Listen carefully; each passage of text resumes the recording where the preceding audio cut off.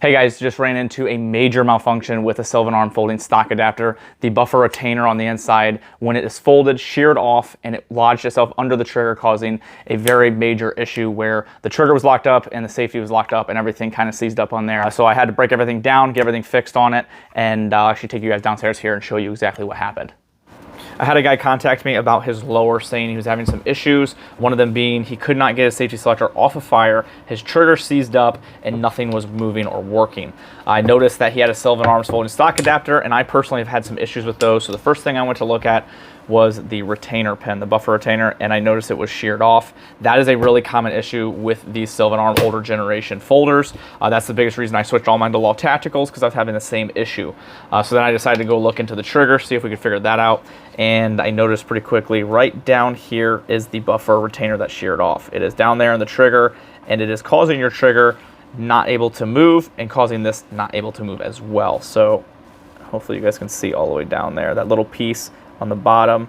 But right down there is the buffer retainer. It is under the trigger group and not allowing anything to move. So luckily he was just at the range with this and was not using this in a self-protection, which he would have been in a really bad situation if he was. So again, I don't recommend these older generation Sylvans. I do have a previous YouTube video on these, and I actually had a really good review, because the testing process I did on those, it worked really well until I got to a higher round count, and that's when everything started shearing off and breaking. Now they do have a new Gen 3. I have not had a chance to mess around with it yet. I've heard they're a lot better, and they improved on a lot of the things that I've told them that were issues. They did listen, and they tried to improve from those things. I'm getting one soon to test. I just don't have one yet. Currently, I still stand by what I say, and I do not recommend these other than for a range toy or something just to go out and plink with, or a cheaper gun. But anything duty use, spend the money, get the Law Tactical, or just don't go anything at all, because I do not think it's worth having something happen to your gun when you actually need it.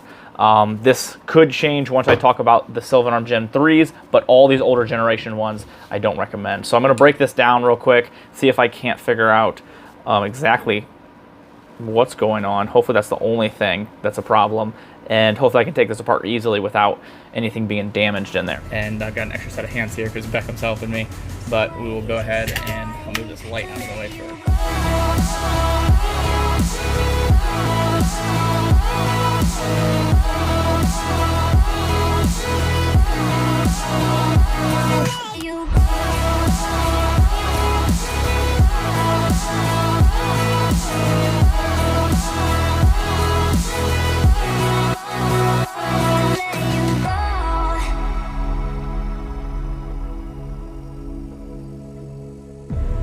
You can see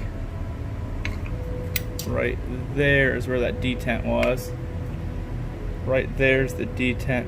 So you can see where it sheared off completely, because that's the issue. They're using aluminum instead of steel. So they're very weak, and when you do a high round count, they break off. And unfortunately this one went in a really, really bad spot and went under your trigger. Nothing looks damaged here, so that's a good thing. I didn't think it would damage it, honestly, because it just stuck under it, so I didn't think it was going to cause any problems. So we'll put this all back together, and hopefully it will run just fine. So as you can see from the video, that was a very major malfunction, something that you never want to happen to a gun you're using to protect your life with or your family's. Luckily, this is just a range gun at the time and was not being used in that manner, so that is a good thing. So previously I did a review on the Sylvan Arm folding stock adapters, and I actually gave them a really good review because at the time they worked really well for me. The only issues that I kind of noticed were the fact that they were made of aluminum, so that kind of worried me, but they functioned about the same and they were a lot cheaper than the Law Tactical folders. Now this was the original one that I had, and this one pretty much ran really well until just recently when it sheared off, and I just had to put one of the new steel retainers in here. And that was the biggest issue. That was something that I told them when I originally got them that I thought was going to be an issue, but I never ran into it during the testing. So when I did the review, I said that they were a pretty good option. So I'm going to go ahead and redact that statement, because now after further testing with these more rounds, I do not trust them anymore, and I don't think they should be on a oh crap gun or a self-protection gun, because I don't think they're going to be doing a good job. I think you should spend a little extra money, by the Law Tactical ones. Now, that is for the Gen 1s, and I believe these are the Gen 2s. There's new Gen 3s out. Apparently, they're made stronger. They have some of the other things that I complained about that I told them that I think they should remove, and it sounds like they fixed those things. I still have not gotten a Gen 3 to try out. I'm getting one soon, but when I do, I'll be able to give you guys an idea on those. But for right now, the Gen 1 and Gen 2s, I do not recommend. I know they've upgraded the retainers to steel ones, so hopefully that will fix it for people. This one is the steel one in it, and it has not had any issues since, so that is a good thing. But still left a really bad taste in my mouth, especially after seeing this is a really, really major malfunction. I can deal with, I guess, the buffer shooting forward and the fact that you just lose, the fact that you can't fold it. Not as big of a deal because your rifle can usually still function, but this was kind of catastrophic where you couldn't actually use your firearm anymore. So definitely put a bad taste in my mouth. Don't trust these, do not recommend them, but we'll see how the Gen 3s are. So with all that being said, I'm going to be leaving this one on the 7.62 just because I want to continue to see if this one has any issues or if I ever do have any issues, because this one does have the new retaining pin in it. I would like to see if it does eventually break, or if it doesn't have any issues, it'd be kind of cool just to notice. So I'm going to keep it on this one for testing purposes. This is not a self-protection guide. This is more of just something that I have down in the basement that I take out every once in a while because it's cool, it's unique, it's different. When people go out to the range with me and they want to shoot some guns, I'll take this one out just because it's something a little bit different. So it's more of a toy gun, a plinking gun, something just for range. So it's not something that I need to protect my life with, so I'm going to leave it on there for now. If you've had any problems with your Sylvan Arms folding stock adapter, or if you haven't, please let me know in the comments, because I'm really curious to know what other people's issues are. I've had 4 of these, and every single one of them broke with the old retainers, and I'm kind of curious, especially if you have one of the new retainers, the steel ones, let me know how that one works. Also, if you have a Gen 3, let me know kind of your comments on that and your round counts, so I can kind of get an idea of what other people are having issue-wise, because so far, it's not been good for me, so I'm kind of curious to know what other people are having. One company that does a ton for me and I absolutely support is Howitzer.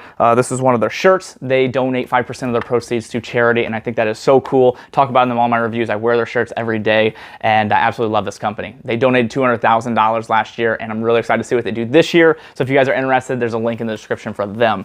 This is the AK build that I've been working on. Really love this gun. This just kind of came as a stock AK. Wasn't really anything fancy.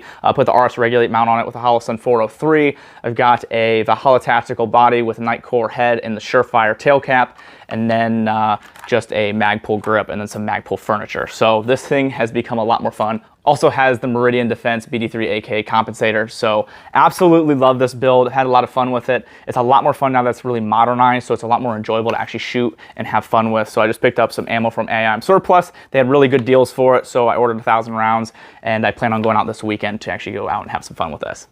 I appreciate you guys sticking around and watching the video. If you guys have any questions, let me know. I'll try to answer them in the comments. If you guys want to help out the channel, there's 2 ways to do that down in the description. There's Patreon, and then there is a link to my website. From there, you can use other websites like Brownells, Palmetto State Armory, Cloud Defensive, Aero Precision. Anything you purchase using those links gives me a small kickback and just shows the company that I'm generating flow, which is always a good thing. So I appreciate that. Helps me purchase editing software, camera equipment, ammo, gun parts, and things to review for you guys. So if you do that, I appreciate it. If not, I just appreciate you guys being here, liking, share, and subscribe. Thank you guys so much.